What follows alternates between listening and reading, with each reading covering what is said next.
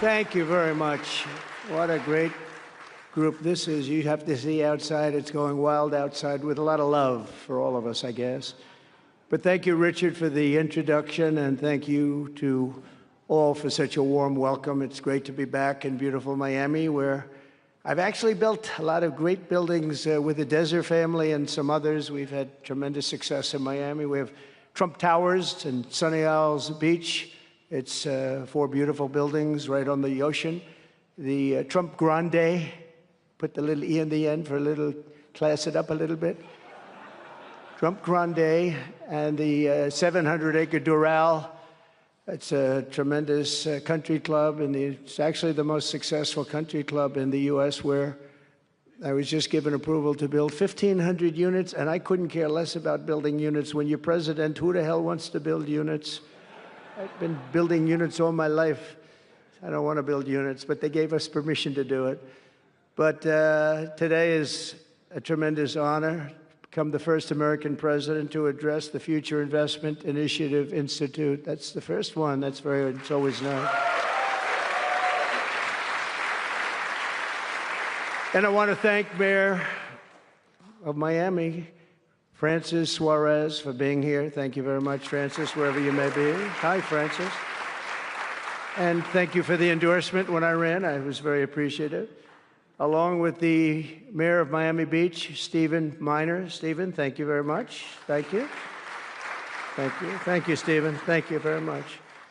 And numerous American business leaders, some of the biggest business leaders actually anywhere in the world, and many distinguished guests from the Middle East, and in particular, the Kingdom of Saudi Arabia, a special place with special leaders.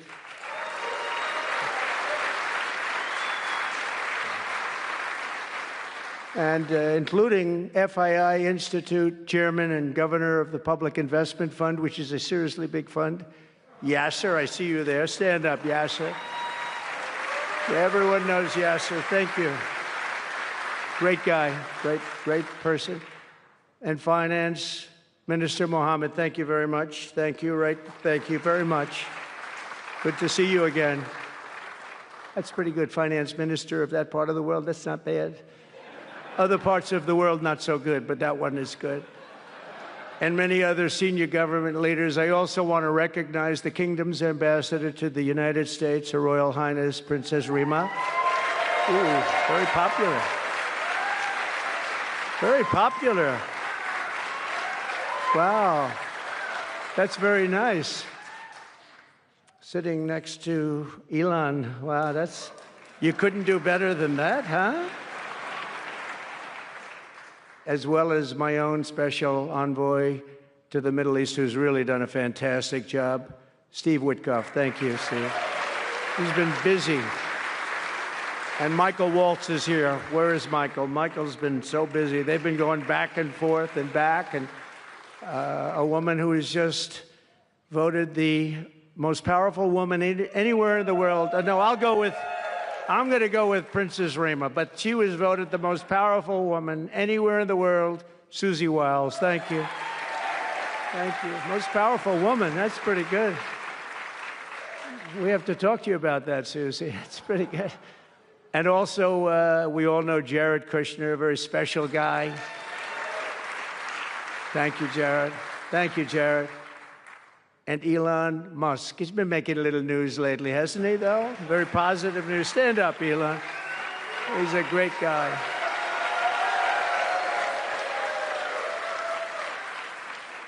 We did a little show last night. I heard they got very good ratings, too, by the way. We did. Hannity. Sean Hannity was fantastic, a fantastic man, a fantastic guy, and he did a show, and it was great being on the show with you last night. I come today with a simple message for business leaders from all across the nation and all around the world. If you want to build the future, push boundaries, unleash breakthroughs, transform industries, and make a fortune, because you want to make a fortune. Most of you have already made a fortune. I don't want to say that. There's no better place on earth than the current and future United States of America under a certain president named Donald J. Trump. I think that you're going to do very well. They're saying that November 5th, Election Day, 2024 will go down as one of the most important days in the history of our country. They said in 129 years, the most consequential election. I don't know if they're right about that or not, but it sounds good. I wanted to see if I could get a couple of more years tacked on, but I figured the fight wasn't really worth it. 129 is a lot. And as of January 20th, 2025, the dark days of high taxes, crushing regulations, rampant inflation, flagrant corruption, government weaponization, oh, I know about weaponization, and total incompetence will be gone forever. They'll be gone forever. Because the United States is back and open for business, and the golden age of America has officially begun. You see it happening. Since my election, America's economic engines have come roaring back to life in just a very short period of time. Think of it, from November 5th, the progress that's been made has been amazing. The NASDAQ is up nearly 10% in just a few months, and that's a lot. The Dow Jones Industrial Average is up 2,200 points, and Bitcoin has set multiple all-time record highs because everyone knows that I'm committed to making America the crypto capital. We want to stay at the forefront of everything, and one of them is crypto, and Miami seems to be the center of the action, come to think of it, and maybe it'll stay there. Business optimism skyrocketed 42 points. Think of that in a single month, the most in history by far. That's the biggest increase in history by not even close. The ISM index of manufacturing activity surged into positive territory for the first time in many years. Amazing. And it was just announced, this is an interesting one, I didn't realize it was that bad for so long, but it was just announced by one of the nation's most historically accurate and respected pollsters, Rasmussen, that the number of Americans who believe our country is on the right track now exceeds those who think it's heading in the wrong direction for the first time in 20 years. Can you believe that? 20 years. And this is really a seismic 27-point swing from just before the election. Nobody's ever seen anything like that one, yes, sir. I want to tell you, that's a big one. The best and most successful business leaders on earth are now racing to invest in the United States. Since November, DeMac has announced plans to invest $40 billion in the U.S., creating at least 10,000 jobs. SoftBank has announced investments of between $100 and $200 billion, creating at least 100,000 American jobs. Oracle and OpenAI and SoftBank are now collectively committing $500 billion to keep the United States on the cutting edge of artificial intelligence, and so many more. I mean, so many companies that want to come to the White House and have a little news conference all the time. I said, why don't you just announce it? But they want to come, and I'll do that. I don't mind doing that. I say anytime they want to go 10 billion or more, I'm there. 10 billion or more. But on his recent visit to the White House, the Prime Minister of Japan announced he anticipates Japanese investment in the United States of well over $1 trillion, and we're working on an Alaska pipeline already, which is the closest point to Asia. And as you know, the ANWR, which we've started, Ronald Reagan couldn't get it approved. Nobody could get it approved for so many years. Couldn't get it approved. I got it approved. Actually, I got it approved twice. I got it approved, and Biden ended it. That was a shocker, but we just got it approved again. And we're going to be, it's probably the largest deposit maybe anywhere in the world, just by itself.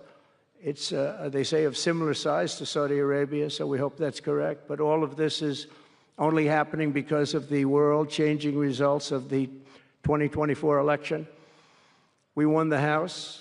We won the Senate, the White House, and the Electoral College, and the popular vote in a landslide. We also won all 7 swing states, and all 50 states shifted in the Republican direction for the first time ever. So every state, every single state of the 50 states shifted Republican. It's never happened before. Either way, it's never happened. And 85% of counties voted for Trump. Think of that. So you have 2,600 counties versus 525. 2,600. Think of that. That's why When you look at the election map after it was all done, the certified map, the whole thing was red. 2,600 versus 500. It's a big difference. Nobody's seen anything like it, actually. So as a result of this very historic victory, investors from all over the planet once again have confidence in America's future and respect for America's leaders. And it's about time we get a little respect. The last administration was the worst and most incompetent in the history of our country, but we are moving quickly to fix every single disaster Joe Biden created and make America stronger and more prosperous than ever before.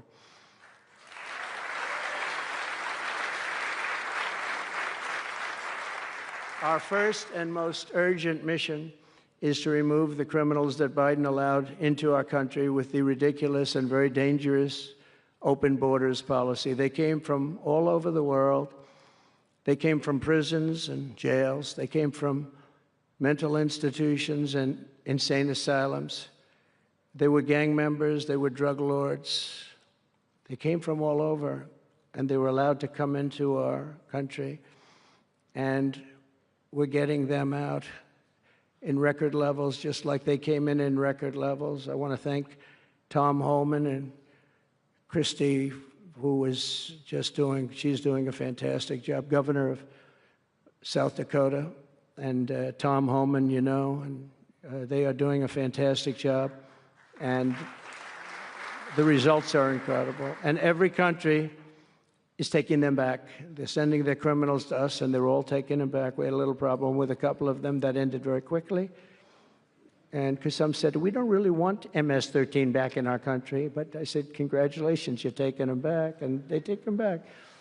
And by the way, Europe and other places ought to start also doing that. They better start looking at immigration, because it's really hurting Europe very, very badly. And they better get smart, and they better get tough before it's too late. We're also working to end the highest inflation in our country's history, all caused because they played with our energy policy and wasted money on the Green New Scam and other things such as that. And they wasted monies at never seen before levels.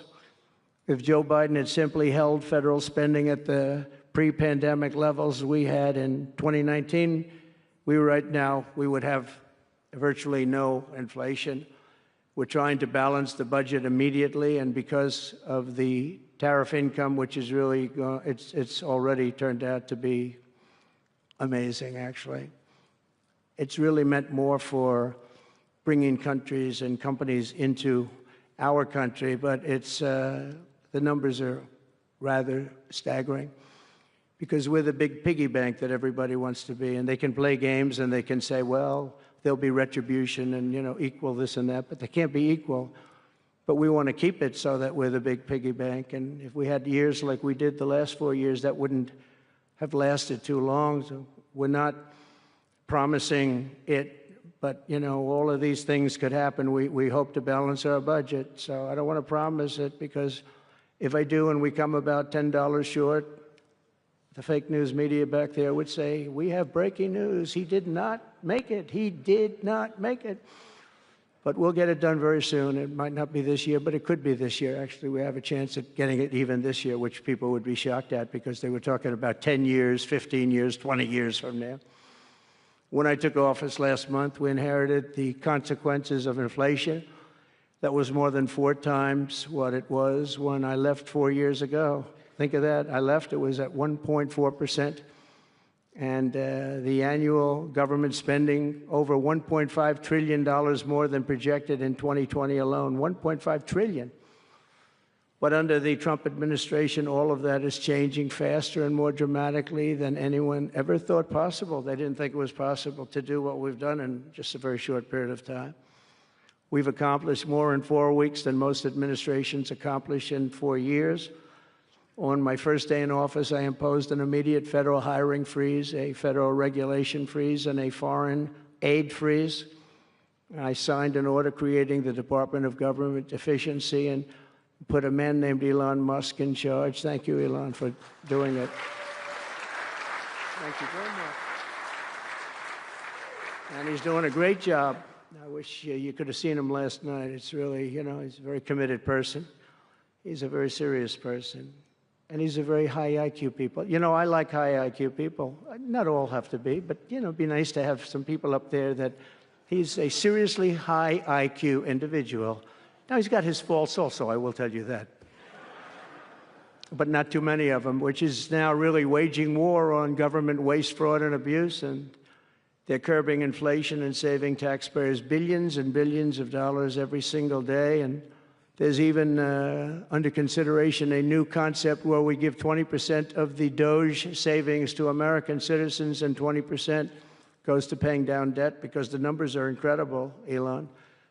So many billions of dollars, billions, hundreds of billions. And we're thinking about giving 20% back to the American citizens and 20% down to pay back debt and pay down debt, which is, if you look at value, if it were a real estate balance sheet, the debt is tiny, but we still want to pay it down. Doesn't matter. We don't look at it as a piece of real estate. It's America. We're going to get it down through intelligence, hard work, and, as Elon said, a word called caring. You have to care. By doing this, Americans will tell us where there's waste. They'll be reporting it themselves. They participate in the process of saving money. So many of the men and women in this room, as an example, they pay tremendous amounts of taxes. And here are just a few examples of where your money was going before I came along. These are just some of the, just taken at random. Oh, there are much worse examples than this. I was just looking at them before the speech, and I can tell you they were much worse. And there are some that are horrible, but I don't want to really say them because they're very, very embarrassing to people. Very, very embarrassing. And they're really something, but you'll be seeing it and you will be reading about it. But just some taken at random: $2 million for sex change operations in Guatemala, $20 million for Sesame Street performances in Iraq. $20 million, that's a lot of money. You know, I know what it costs to do those things. You get a cast over for $50,000, give them a couple of bucks tip, and that's it. Not 20 million. 20 million, that's Gone with the Wind on steroids. $101 million for 29 diversity, equity, and inclusion contracts at the Department of Education. Wow. And we've canceled all of these, saved all of this money. And again, this is just a small sample. This could go on. I could read them all day. $520 million for a consultant. I want to know, who is that consultant? To do ESG, that's environmental, social, and governance investments in Africa. $25 million to promote biodiversity, conservation, and illicit livelihoods by developing socially responsible behavior in Colombia. $40 million to improve the social and economic inclusion of sedentary migrants. Nobody knows what that even means. None of this stuff, everyone's trying to figure out, what the hell does it all mean? $42 million for social and behavior changes in Uganda. 40 million's a lot of newspaper ads in Uganda. $70 million for research of evidence-based solutions for development challenges. $10 million for Mozambique medical male circumcision. What does that mean? $2.3 million for strengthening independent voices in Cambodia. $14 million for improving public procurement in Serbia. $486 million to the Consortium for Elections and Political Process Strengthening, including $22 million for inclusive, participatory political process in Moldova, and $21 million for voter turnout in India. What do we need to spend $21 million for voter turnout in India? Wow, $21 million. I guess they were trying to get somebody else elected. Well, we ought to tell the Indian government, because when we hear that Russia spent about $2 in our country, it was a big deal, right? They took some internet ads for $2,000. This is a total breakthrough. $21 million for India elections. $29 million to strengthen the political landscape in Bangladesh.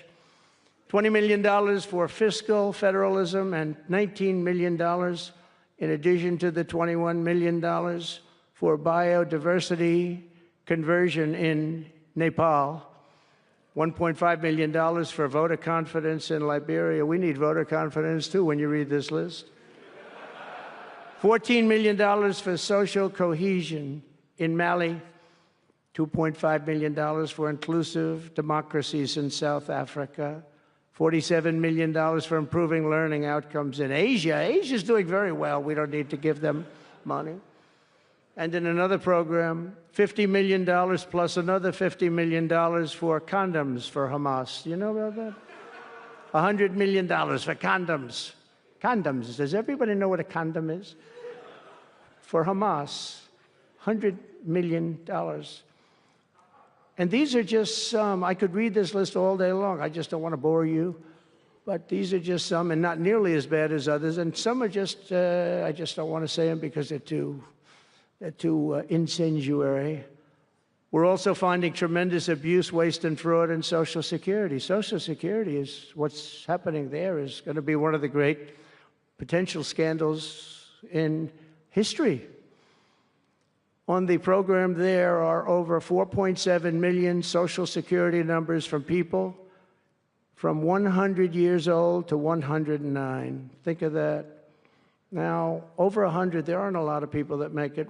Hopefully, most of the people in this room will make it, but historically, you don't have thousands and thousands of people.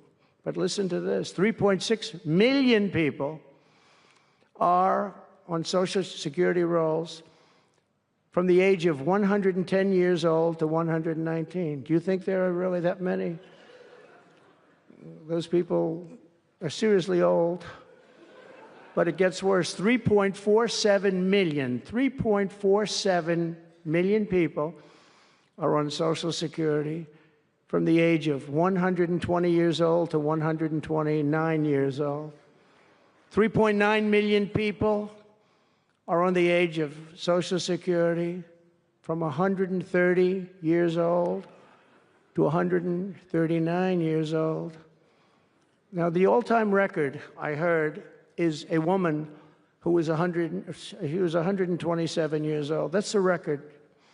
A woman from a certain country where they have actually people that live pretty long, actually. And she was 127 years old. That's pretty old. But we're topping her by millions of people. 3.5 million people from the age 140 to 149 years old. 1.3 million people are on Social Security from the age 150 to 159. And over 130,000 people are on Social Security over the age of 160 years old, okay? Including 1,039 people, think of it, over 1,000 people between the ages of 220 to 229. And one person between the age of 240 years old to 249. And the record topper, there is one person on Social Security who's 360 years old, which is approximately 110 years older than our country.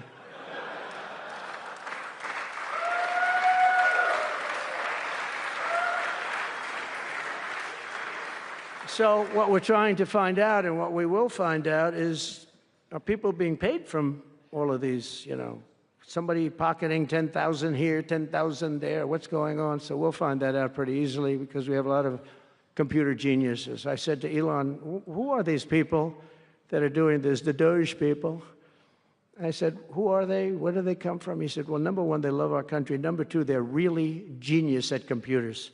So nobody's going to fool them. When they go in, they see some bureaucrat that's scamming the country, and they try and talk about, you know, certain computer language. These people say, no, it doesn't work that way. These are people that have a natural ability as you know, brilliant computer people. It was very interesting when he told me that. I said, that's what you need today. But all of these scams have now been terminated. In addition, over the past month, we have effectively eliminated the U.S. Agency for International Development, which was funding much of this lunacy. We virtually shut down the out-of-control CFPB, escorting radical left bureaucrats out of the building and locking the doors behind them. What they were doing was so terrible. Where they were spending the money was so terrible. What we haven't looked at yet, but will be, is does the money come back to them? Because nobody can be stupid like that. And they're not stupid. They're smart, actually. And, why are they doing that? Does money come back to them? So we'll figure that out pretty easily, I think, and quickly. But I've ended all of the so-called diversity, equity, and inclusion programs across the entire federal government and private sector, and notified every single government DEI officer that their jobs have been deleted. They're all deleted. And it's interesting, even these companies that have tremendous amounts of money, a number of them just announced, Walmart, if you can believe it, they just announced that they're stopping. And, these companies are writing off like $220 million. How can you spend that much money no matter what you're doing? If you're teaching something, you're going to have an instructor. You're going to talk. You're going to give them a book. Please read the book. And then you find they spent $225 million on that. What's going on? And we were going in the wrong way. And our military was really, although I tell you, we defeated ISIS with our military in 3 weeks. General Raisin Kane he's some general. He's a real general, not a television general.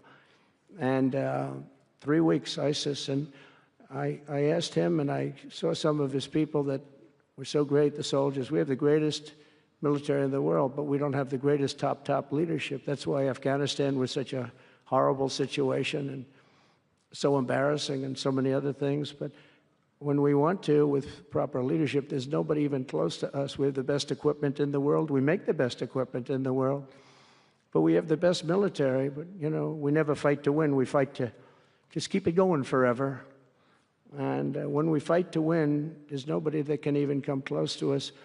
But I was talking to General Dan Kane, we call him Raisin Kane, and I was told it would take about 4 years to defeat ISIS, and he did it in 3 weeks. I said to him, "What do you think, General? How long will it take?" "Sir, I think we should do it in less than 4 weeks. You're going to have time left over." And he did that. And we were told by the television generals it would take 4 years, so we did it. That's when I went to Iraq. I flew to Iraq, and late at night, the dark of night, all the windows closed, all the lights off in the plane, and Air Force One. And we flew in, and it was pretty amazing. I'll tell you, we were landing, and there were no lights in the plane. "Sir, we have to turn off all lights." I said, "You mean we spend $9 trillion and we have to fly in an Air Force One with the lights off?" And I went up to the pilot, said hello. And by the way, these guys are like central casting. These are the best-looking human beings. Everybody is like perfect. The most handsome people, the best-looking people you've ever seen with the flat tops and the whole thing. And I was a little concerned because the lights are off and everything's off, and even the lights in where he was were down, very dim, very, very dim, with all of the lights on the fancy dashboards of the plane, of Air Force One. We're getting a new Air Force One if they can ever finish the damn thing. We're getting 2 of them, actually. But we may have to go a different route because it's taken them a long time. We're going to get military that's going to start building. We're going to get people to start building properly again in our country because they don't build properly. This was Boeing. But we're up there, and I'm looking at these people. And again, I say, they look like Tom Cruise, but better. Stronger, tougher. And I like Tom Cruise, but these are better. And they said, "Are we okay, Captain?" "Yes, sir, we're fine." But I'm looking at it, I don't see any lights, and we're landing. And I'm used to that. I like to sit with the pilots a lot, and I respect the pilots greatly. And we're up there, and we have the computer. I call it the computer voice, where it goes 1,000, 900, 800. It's feet. Your feet above ground. So that means you're very low. And I'm looking out, and my eyes are pretty good, and I don't see any lights.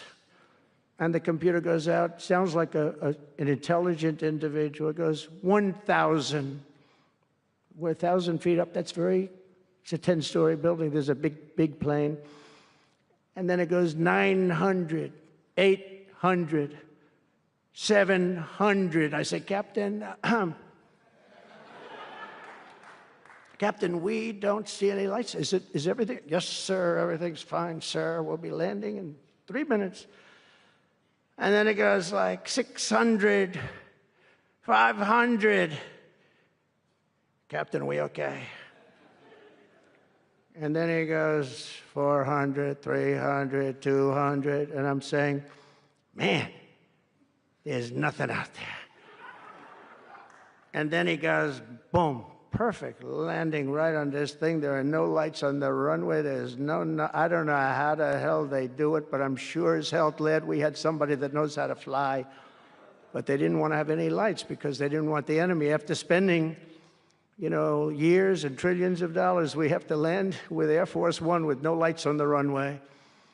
But they were incredible people. And then I got out of the plane and I actually asked my people, you know, I said, excuse me, I was very brave sitting in that cockpit. Am I allowed to give myself the Congressional Medal of Honor? And they said, I don't think so, sir. I said, well, I felt I was extremely brave. But now here's the problem with saying a story like that when you kid.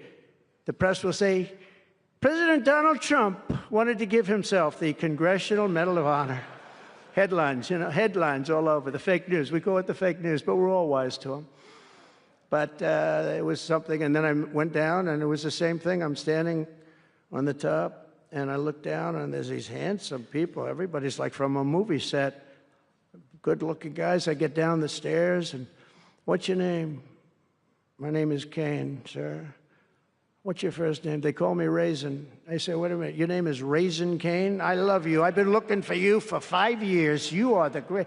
This is what I want. And there was a general next to him. There was a colonel. There was a drill sergeant, a master sergeant. They were all like people. I could make a movie right now. I'd have the best-looking people ever.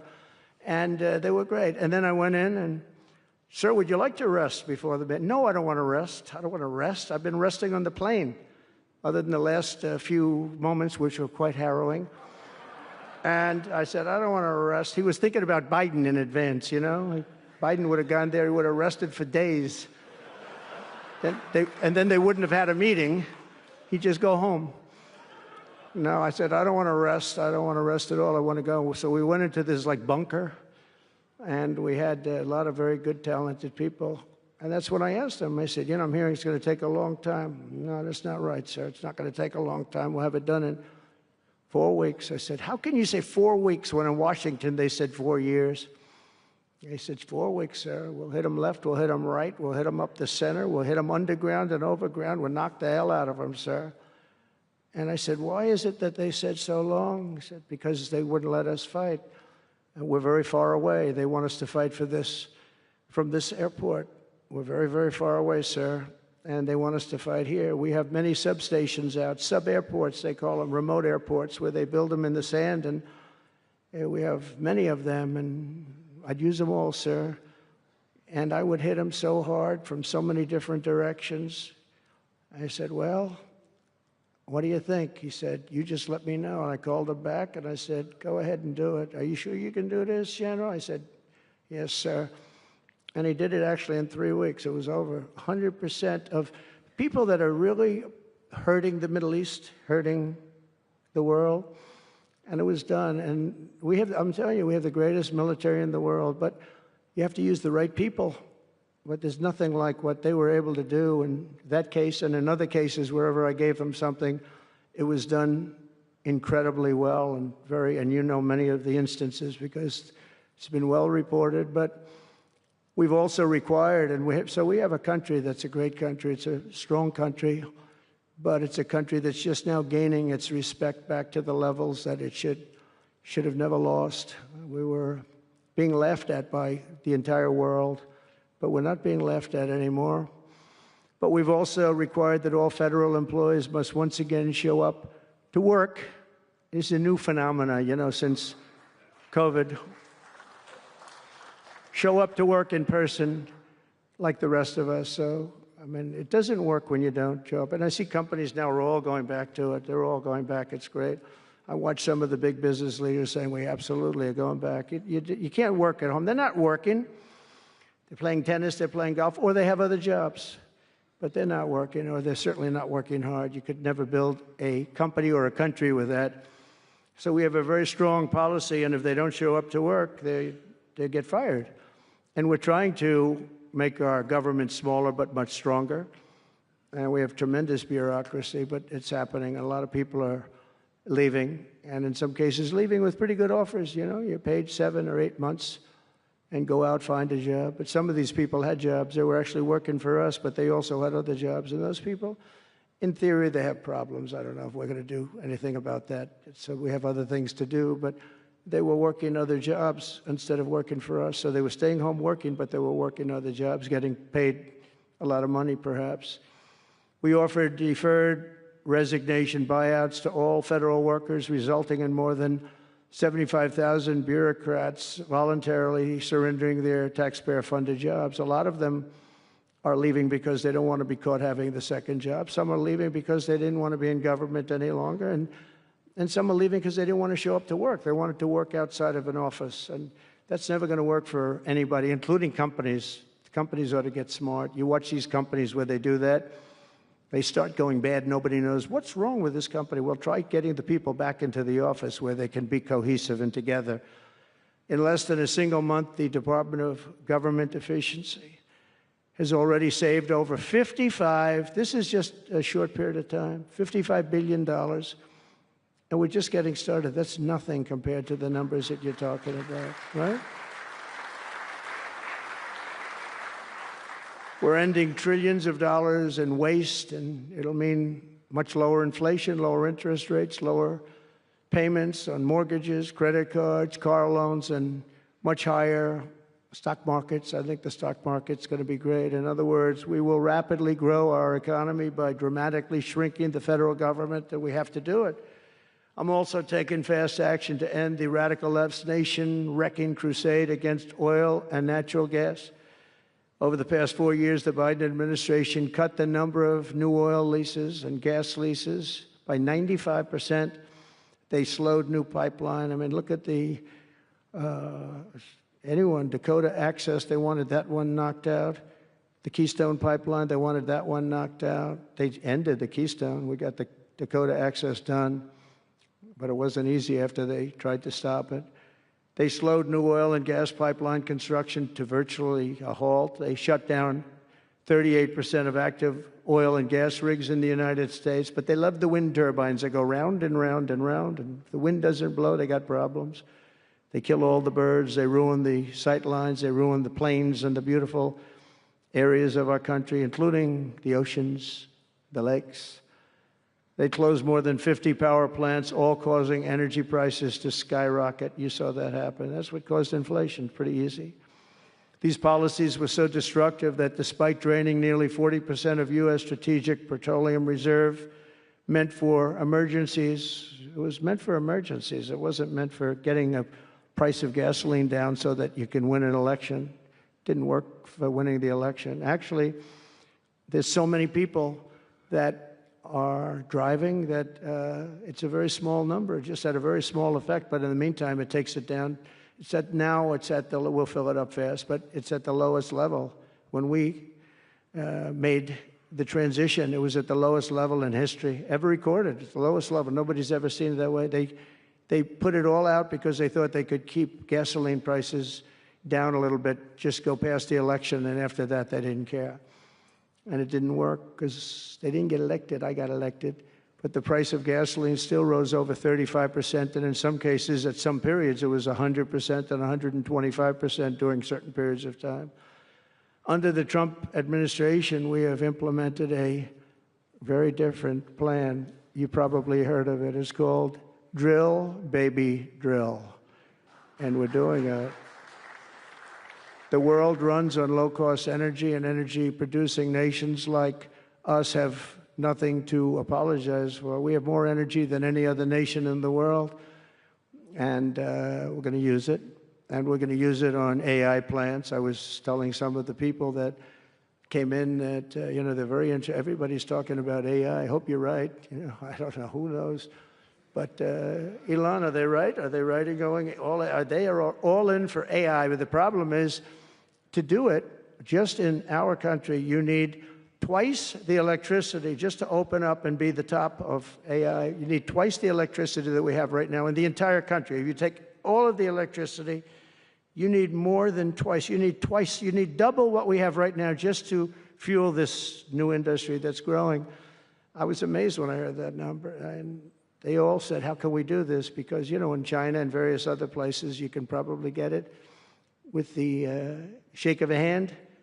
But in our country, you can't. But now you can, because I've been declaring a national emergency in order to get fast approvals. And we're going to have, if you build a plant, you're able to build an electric generating facility right next to your plant. So you'll be making your own. You won't have to count on utilities. You won't have to count on an old grid that could fail, could get hit by something, bad things or good things. But you're not going to have to worry about grids. You'll build your plant, and you'll build essentially you'll become a utility in a way. You'll build your own electricity. If you want to build extra and put it out and get paid for that, you're going to be able to do that. You could put it back into the grid, but you're going to be able to build with your plant a generating facility. And we're going to get you Lee Zeldin, head of the environmental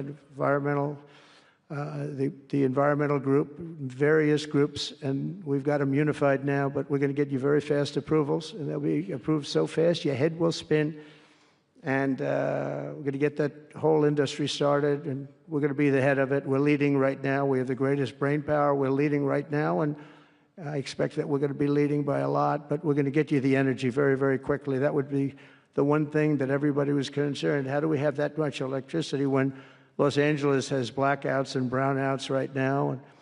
And there's a lack of electricity, but we're going to get it at levels never seen before. I ended the ridiculous Green New Scam, halting tens of billions of dollars of wasteful deficit spending. And I withdrew the United States from the unfair, one-sided Paris Climate Accord, and I ended Joe Biden's insane electric vehicle mandate because it was just insane. I repealed the last, and by the way, if you want to buy an electric car, it's great. If you want to buy a gasoline-driven car or a hybrid, it's great. Whatever the thing happens to be. I heard hydrogen's hot. The problem is when it's not, you're in deep trouble, because when that sucker blows up, they don't find the body. So that's one that I said, you know what, let's take a pass on that one. They said it's good, but when it's bad, it's really bad. You find the bodies on trees, on the side of a tree. I said, I think we'll pass on that one, right? We're not going to want that one. But you never know. Maybe someday it'll be good, but it doesn't sound like it's off to a good start. I repealed the last administration's very destructive natural gas export ban. And last week, we approved our first new liquefied natural gas export license, and we have literally hundreds of people that want to export. I recently met with the Japanese Prime Minister, Shiba, to discuss large increases in American oil and gas exports. They want it so badly. They said we went to the Biden administration, they wouldn't sell it. They wouldn't sell it. Nobody knows why. Biden didn't know why either. They asked him, I don't know. They did, oh, I didn't know that. But we're going to sell it. And the new project in Alaska is going to feed all of Asia. We're going to take care of all of Asia. We have so much oil and gas, like very few people, like very few countries have, like really actually no country has. I also met with Prime Minister Modi of India, who wants to greatly expand India's purchase of American energy. And my administration has also launched the most aggressive deregulation program of any nation in history. Under my executive order, for every one new regulation added, 10 old regulations have to be eliminated. And you know, in our first term, which was actually an incredible success, we had the greatest economy in history until COVID, and even after that, we did great. The stock market was higher. If you think of it, it was higher after the fact. After we went through that whole thing, it was higher than it was just prior to COVID coming in, which is a pretty amazing thing. But we did a great job on that, but it was a terrible thing for the world. The whole world suffered. It suffered terribly, including China, including other countries. It was a terrible period of time. But despite that, we did well. But we had the greatest economy in the history of our country.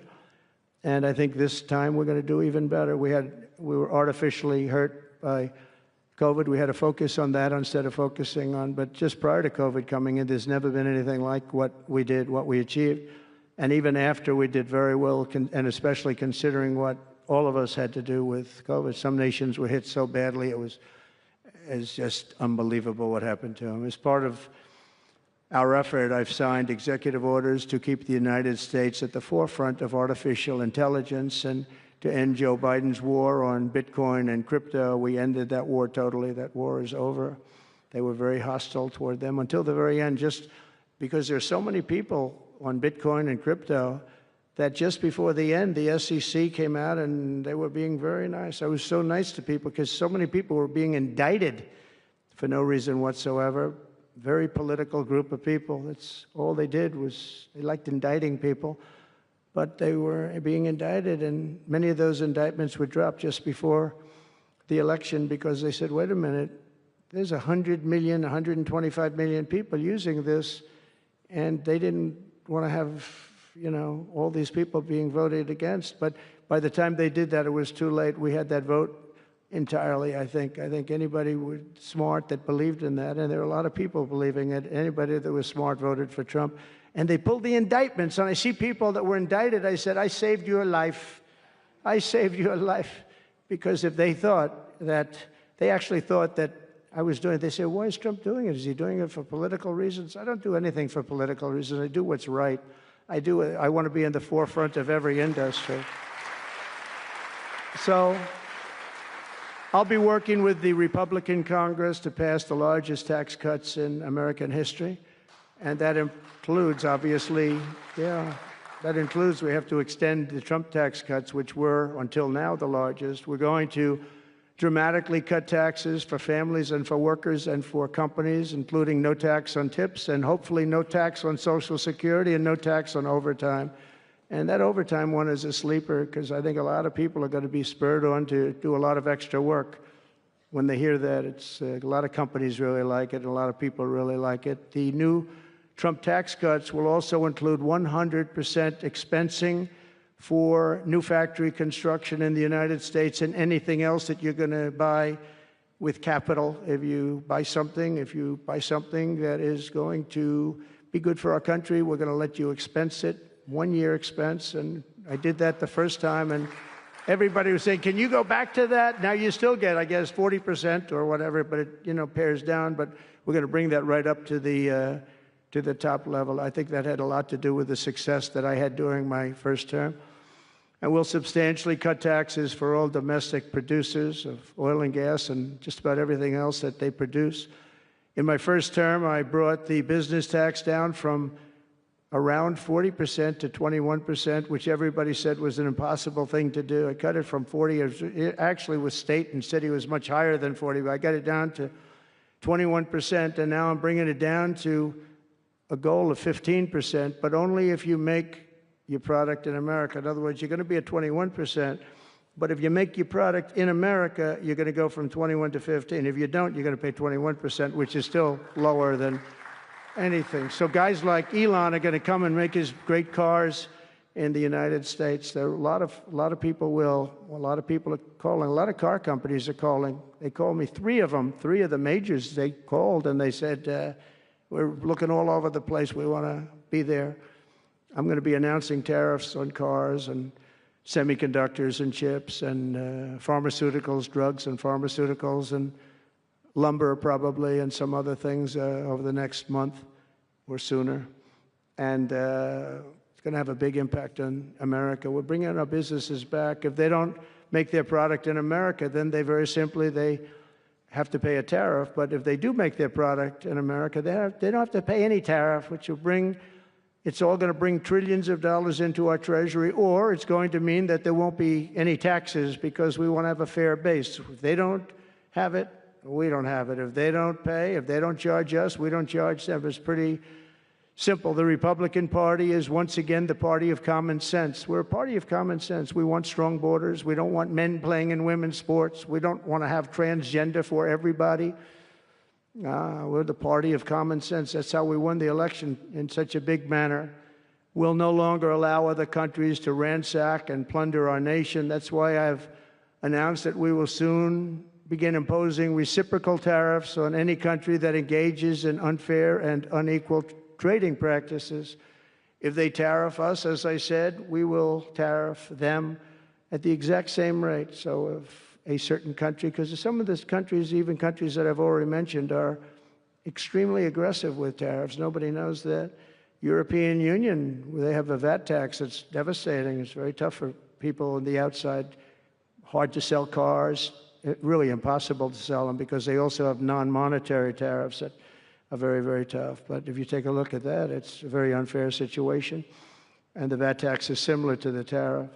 Around the world, I'm moving quickly to end wars, settle conflicts, and restore the planet to peace. I want peace, and I don't want to see everybody being killed. And you take a look at the death in the Middle East and the death that's taking place between Russia and Ukraine. It's been going on, and we're going to end it.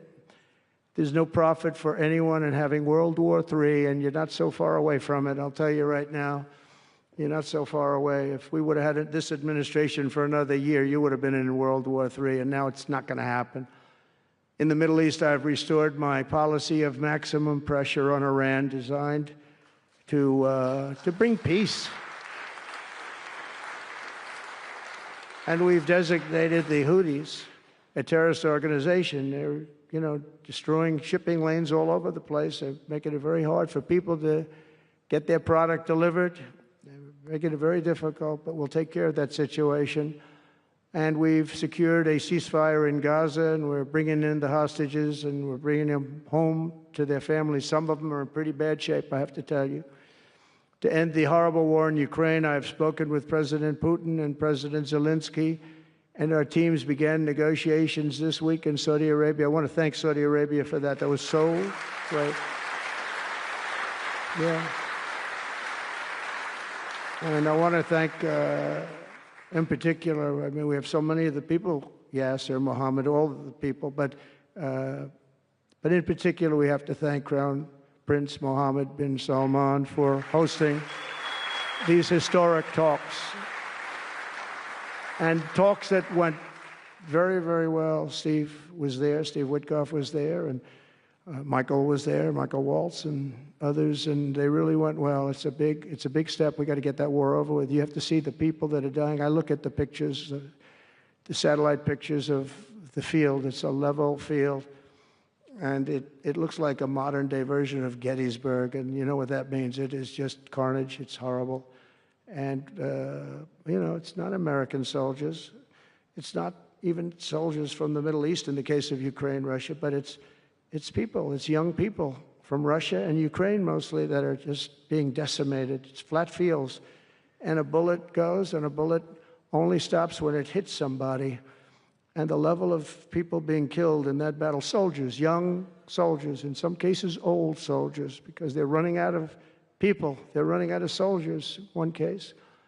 But think of it, a modestly successful comedian, President Zelensky, talked the United States of America into spending $350 billion to go into a war that basically couldn't be won, that never had to start and never would have started if I was president, not even a chance. And it didn't start for 4 years, never would have started.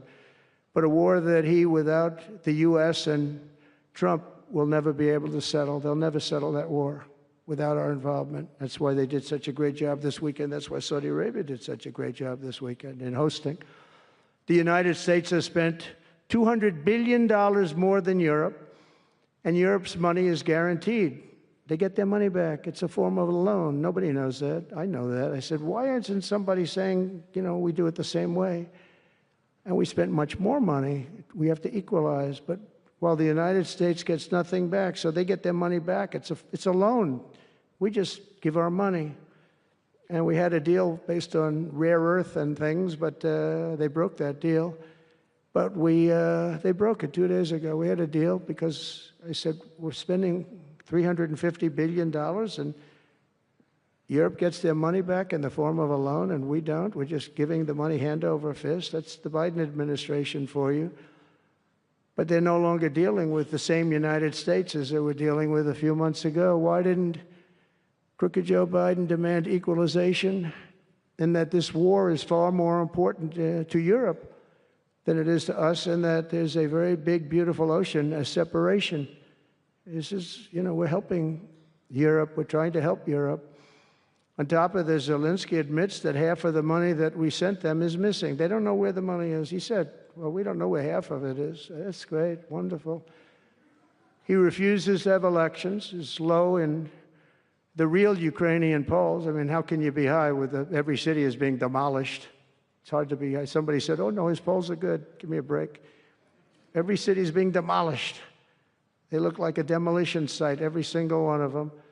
And the only thing he was really good at was playing Joe Biden like a fiddle. He played him like a fiddle. That's an expression we use, Yasser, to say that he's pretty easy, pretty easy. A dictator without elections.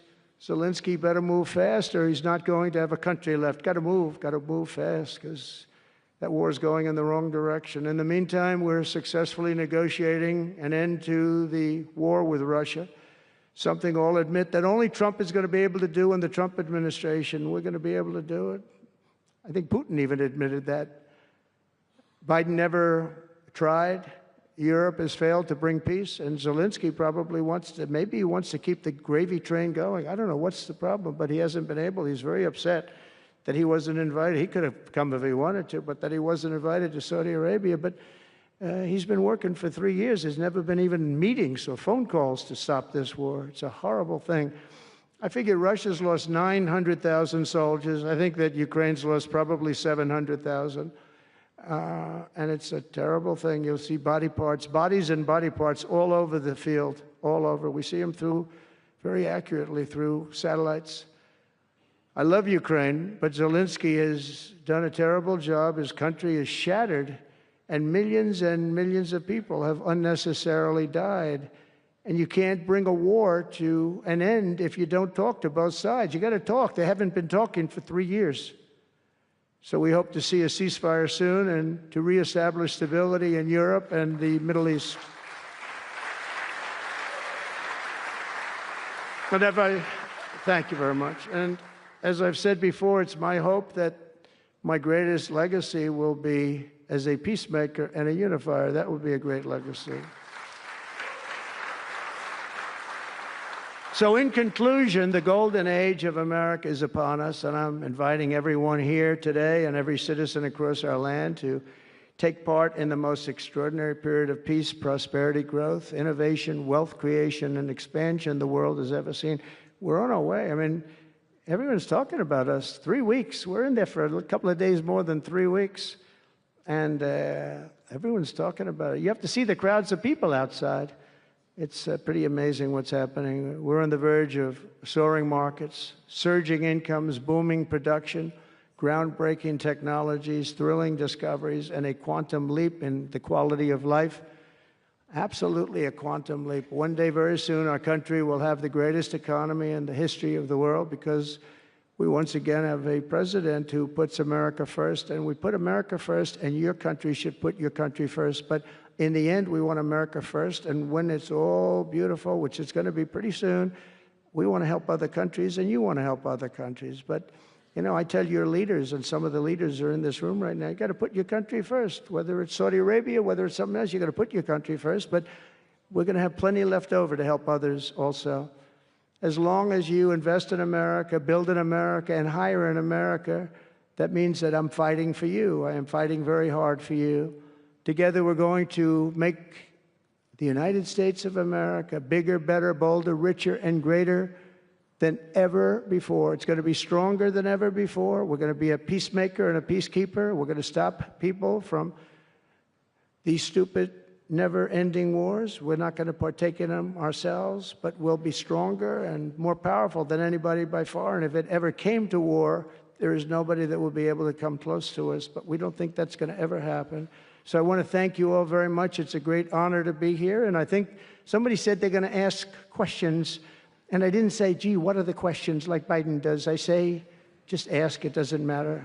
You ask a question and I give an answer. So I think, Richard, you're going to come up and you're going to give me some questions. Thank you very much. Thank you. Thank you very much, Mr. President. Please, a round of applause for the President of the United States of America. Thank you.